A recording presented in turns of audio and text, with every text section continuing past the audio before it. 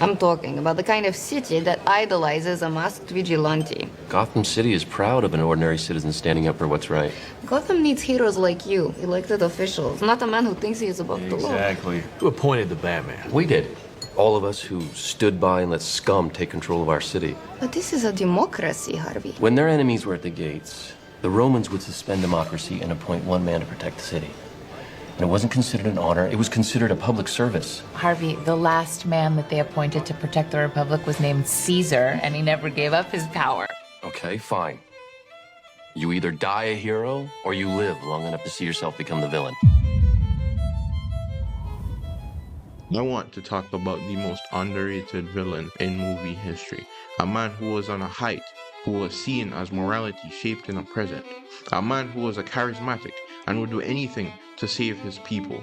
A man who had the love of his life and the whole city chanting his name. A man who would do anything for justice. What I want. It's about what's fair! A man whose life that was ripped apart and burned right in front of his face.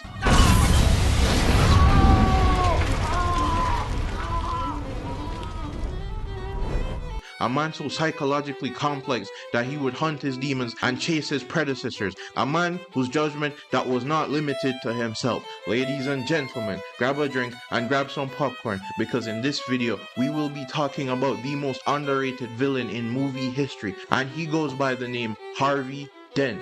This is a story of the villain Two-Face.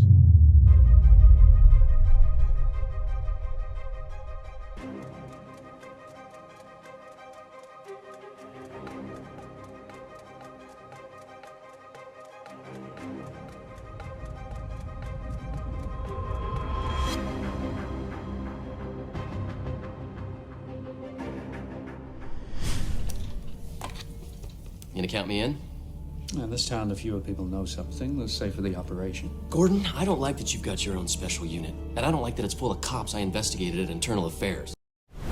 In the cold, dark, brooding streets of Gotham, where crime is rampant and blood stains the floors, we have the White Knight of the city, Harvey Dent, who tries to make a difference. I mean, something needs to change. The city is bleeding, dying. We first see Harvey appear in the courtroom as the district attorney, his headquarters if you must. We see him beside his beautiful sight, a brown-haired, hazel-eyed dame, the love of his life, Rachel Dawes, who is his partner, both formally and informally, considering she's also a lawyer. They both share the same goal, to help bandage the bleed and paste the cracks of this execrable, abhorrent, vile city, Gotham. Harvey and Rachel are working the case and taking down this grisly, ghastly gang formerly ran by Carmine Falcone. Sorry I'm late, folks. Where were you? Worried you'd have to step up? Harvey, I know these briefs backwards. Well then, fair's fair. Heads, I'll take it. Tailsy's all yours. Oh yeah? You want to flip a coin to see who leads? It's my father's lucky coin.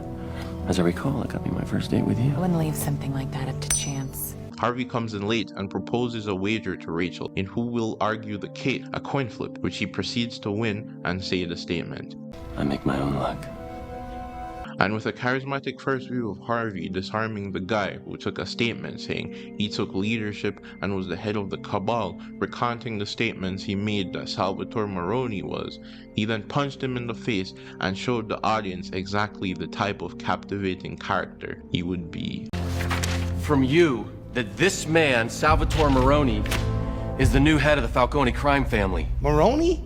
He's a fall guy. I'm the brains of the organization. Order.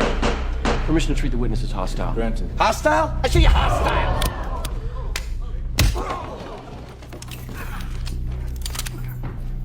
Carbon fiber, 28 caliber, made in China. If you want to kill a public servant, Mr. Maroni, I recommend you buy American. Get him out of here. But Your Honor, I'm not done.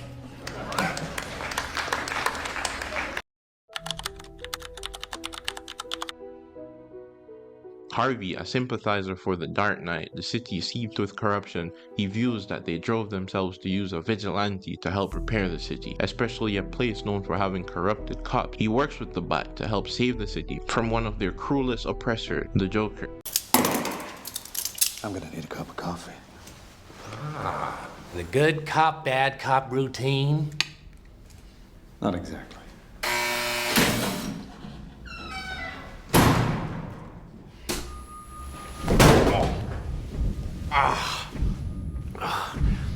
Never start with the head. The victim gets all fuzzy. But this was a bit after a showcase of who the future character becomes. It's my father's lucky coin. As I recall, it got me my first date with you. I wouldn't leave something like that up to chance. I don't. I make my own luck. Whilst the Joker hunts down his prey, which is not limited to his lovely Rachel, he met one of the Joker's henchmen. Harvey has been chanting the same for the whole movie. I make my own luck.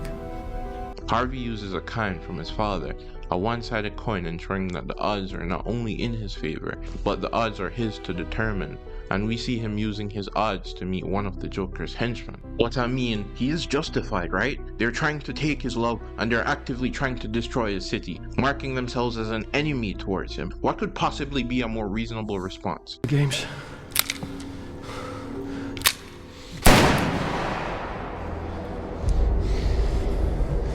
How's that feel? You wouldn't? I wouldn't! You don't think I will? You don't think I will? No. No, I wouldn't. That's why I'm not gonna leave it up to me. Heads, you gotta keep your head. Tails, not so lucky.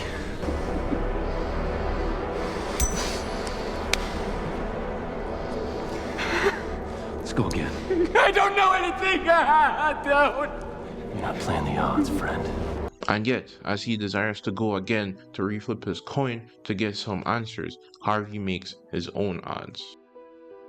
We're not doing any interviews during the election? Well, that's true, yeah. Okay, then here's an answer to your question. Whatever decisions I make as district attorney will be made with Gotham's best interest in mind. The purpose of the jingling coin that he flips and spins shows duality. Duality is an instance of opposition or contrast between two concepts or two aspects of something, a dualism. We skip to the Joker kidnapping the couple, seating them in two separate rooms filled with gasoline and a bomb on a timer. The Batman, who has formerly dated Rachel and who has known her for years. Where's Rachel Dawes? She is my oldest friend. Come here. The Batman, who has formerly dated Rachel and who has known her for years, decided to torture Joker to find the lot of them both. The clown gives him both their addresses, so the Bat decided to save Rachel whilst the police went for Dent, until he found out that the addresses were switched. And as the Batman tried to save Harvey from the explosive building, the gasoline on his face was set aflame. Rachel!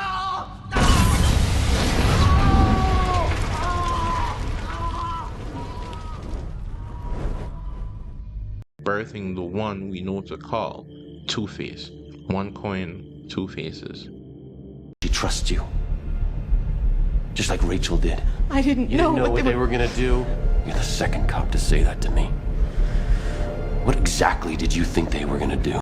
The face of Harvey turned to ash, red and dark, but his other side remained intact, showcasing the sides of a coin. Duality. After one of Harvey's first interactions since the change in his face, the Joker comes into the hospital room where he was admitted in, and they share a little conversation. Your plan.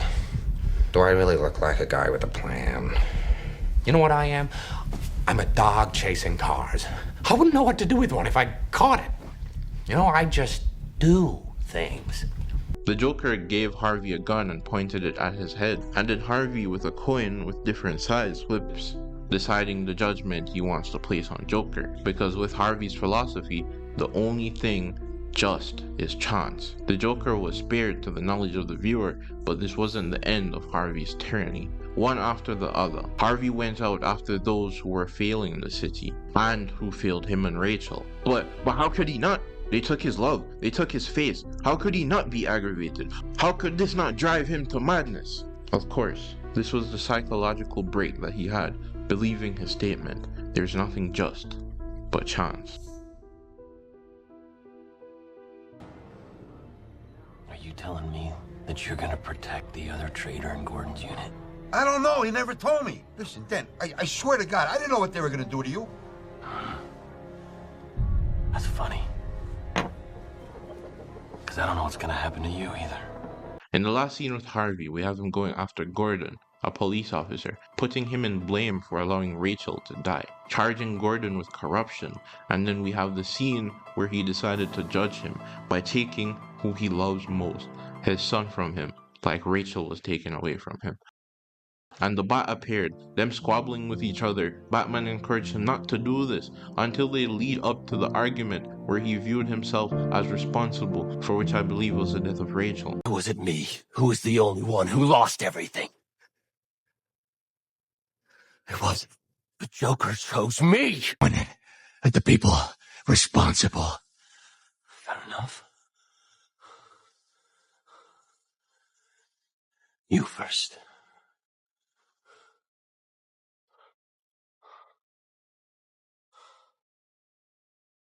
He first flips for the Batman, shoots him, and then flips for himself. My turn.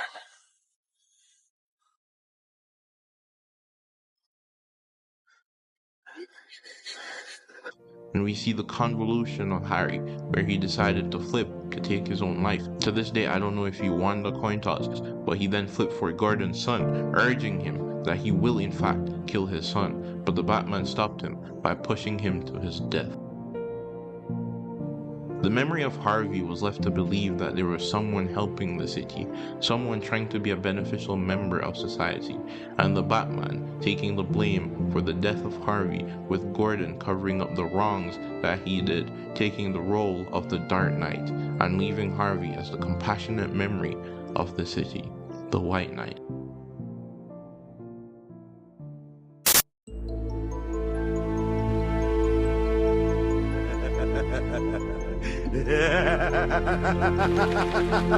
Ha